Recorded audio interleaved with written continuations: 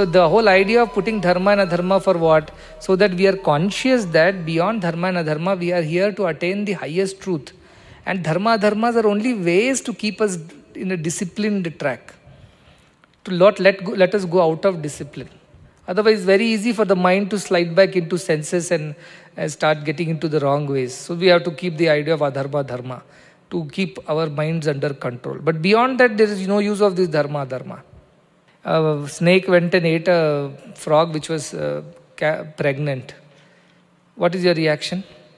So somebody went and hit the snake and saved the frog and came back and told the Guru, Guruji, I have saved the poor frog which was pregnant from a snake. Then the Guru asked, what if the snake was also pregnant? And it also needed the food that it needs. Which is dharma now, tell me, and which is adharma? Did you do dharma by saving the frog, or did you do adharma by starving the snake? Another story I told, let's see, a lion goes and attacks a deer, a mother deer, and then kills the mother deer. And all the little fawns at home are waiting for the mother to return in the evening. And they're waiting and waiting and waiting, the mother has not returned home. I told, what if the babies of lion are waiting for food at home?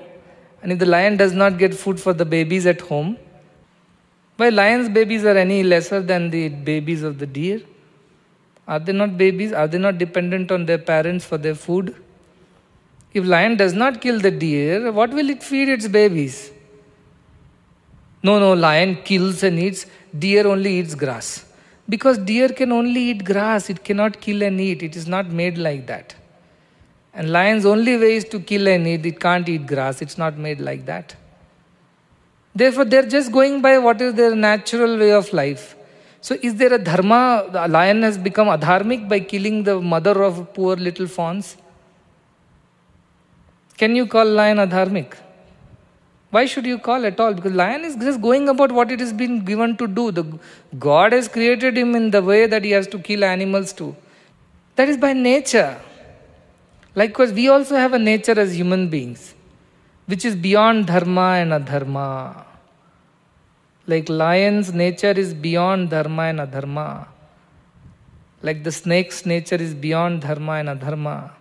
We have a nature which is beyond dharma and adharma. When we forget our true nature that we are divine and we operate from our mind and body, then only dharma and adharma come into picture. But when you truly behave as your true self, which you are divine, like lion will behave like a lion, it can't behave like a sheep, it can't behave like an elephant. It can't eat grass just because the deer has few children at home. It won't tell, okay, today I will manage with grass and I will feed grass to my babies. Likewise, when it lives by its own true nature, there is no dharma, dharma. When we live with our own true nature of Brahman, we have no dharma, adharma. So all this dharma, dharma business happens when we forget that we are God and we think we are a human, a teacher, a father, a mother, a businessman. Then this rule starts applying. For the one who is just living by the true nature, dharma, dharma don't apply. See, Nachiketa knows this. So what he says, anyatra dharmat, anyatra dharmat. It is different from dharma and adharma. That. And what else is there? He says, anyatra asmat krita akritat. See, in this world, the whole world is running on two principles. Karana and karya. Karana means the cause, karya is the effect. You look into everything, there is a reason for why you do things, and then the thing which is done because of the reason. There are only two things. There is no third. A third means you can say the doer is there and the instrument of doing is there. But the primary reason for why anything happens in this world, there should be a reason to do it. Without a reason, who will do anything? And once the reason is clear to you, you just go about doing what is needed to be done. So karana karya, these two things bind everything in this world. Why do you study? Karana is, I want to gain knowledge, or I want to pass, I want to get a certificate, I want to get into bigger college, I want to get a job. Some reason is there, that's why you study. Because of the reason you study. If there was no reason, why will you study? Because you are hungry, that is the reason why you eat. If there is no hunger, will you eat? So everything in this world is bound by these two. One is Krita, means the Karya, and Akrita, which is the Karana. Akrita means not done. That means the reason for it. And Krita is that which is done. That means the work that has been done out of that reason. So he says everything is bound by reason and action. You go and observe this for yourself. Everything has a reason behind it. Even why you love Swami or why you behave in a certain way, there is a reason behind it. Without a reason, nothing happens in this world. Very clear, isn't it? One person was told, he got into an interview, it seems. And the interviewer asked, I will ask you one tough question, or I'll ask you 10 easy questions. You choose which one you want. This boy said, ask me one tough question. So they said, okay, which came first? The seed came first or the tree came first? He thought and said, seed came first. How do you say that? Sir, you said you will not ask me second question. You asked me one question, I have answered. Seed came first. How means that is no, you can't ask me the second question. So this is the Karya Karana. Brahma Vidya is not about learning the facts and figures of life. Brahma Vidya is like knowing the electricity.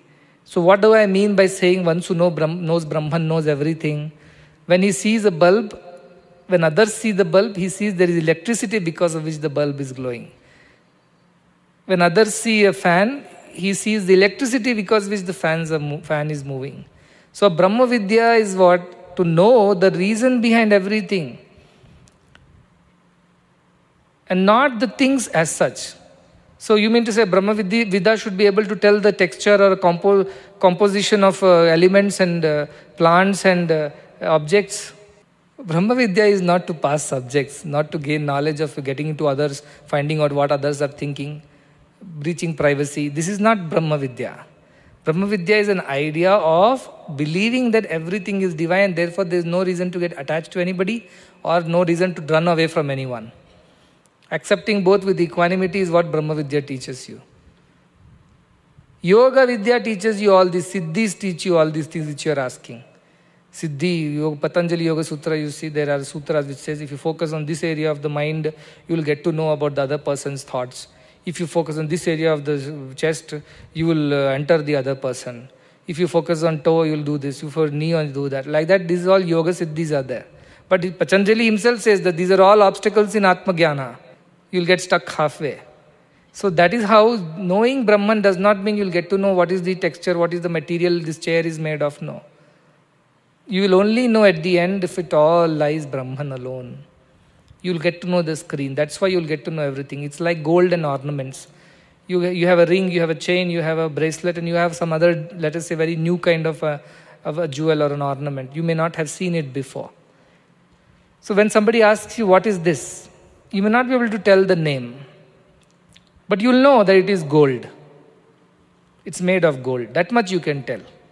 That is Brahma Vidya. It will tell you what it is made of, but what it is in necessary need not be knowing. So you just know that it is made of gold. What is it called? I don't know. Is it called a bangle or is it called something? Is a bracelet? He said, no, it's called bracelet. Oh, that's all. That difference is outside. The inside similarity is that all this is gold. So Brahma Vidya's vision is all is gold. If the bangle is made into, let us say, a chain, it's melted and made into a chain. Bangle has disappeared. And what has appeared now? Chain has appeared. But what did not disappear and what did not appear? Gold. That is Brahman. He did not appear, he did not disappear. The Brahman did not appear and disappear. The world appeared and disappeared. That is Brahma Vidya. That's why you will not be attached. Somebody says that this is, do you want a bracelet or do you want a chain? What will you tell? Tell me which is having more gold, I want that. 10-gram bracelet, 20-gram chain. Which one you want? Naturally you want chain. Why? Not because the chain is what you want. You already have a chain. But you want it because it is 20 grams. And with that 20 grams, you can make 2 bracelets. You are clever. You calculated and found out.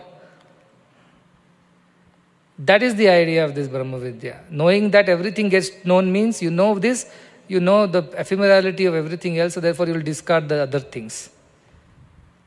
You can discriminate between a bangle and a chain, or which is heavier, because you are not going by their shape, size, design and beauty. You are going by the material, which is gold, and gold is value. Chain bracelets have value because of gold.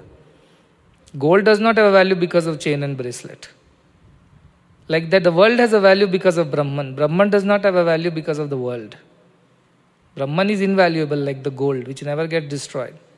So that is the idea he is telling. Krita akritat, which is the reason. Gold is the reason and bangle is the action. Or bangle is the reason and gold is the action. Gold is only both. This action reaction is your imagination. That gold was earlier a piece of gold biscuit, then it became a bangle, now it was melted and became a chain. In the old times, you see, ladies will have old jewelry, then fashion changes, then they go to the jeweler and say, for my daughter's wedding, I want to make new jewelry. This old jewelry is no more in fashion. So they will melt and make a new jewelry out of it. But gold remains. So for gold, is there a reason? No, because gold was, is and will be, even after you change the size and shape and design of the ornaments. Ornaments have a reason. What is the reason for ornament? Gold. Without gold, ornaments cannot come into picture.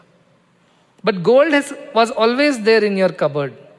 Gold doesn't have a reason. Likewise, Brahman does not have a reason. Brahman is the ultimate reason for everything. Further, there is no reason for Brahman. Brahman is the reason from which the world came. Brahman does not have any other reason. Therefore, Krita Akrita, cause and effect, does not apply to Brahman. For all the world, cause and effect applies. You think about it. See, just if you hear once, it won't be enough. You sit down and now think, how is the difference? Krita Akrita applies to gold and bangles. Gold was there before the bangle came into existence. Gold was there when bangle was in existence. And gold will be there even if bangle goes out of the existence and becomes a chain. Therefore, gold was, is and will be. Bangle was, now it is not. That is what has happened with the bangle. But the gold remained. So gold does not have any reason, but bangle has a reason. Or chain has a reason. What is the bangle's reason? There was gold. What is chain's reason? Because there is a bangle. But one thing that was common all through was gold.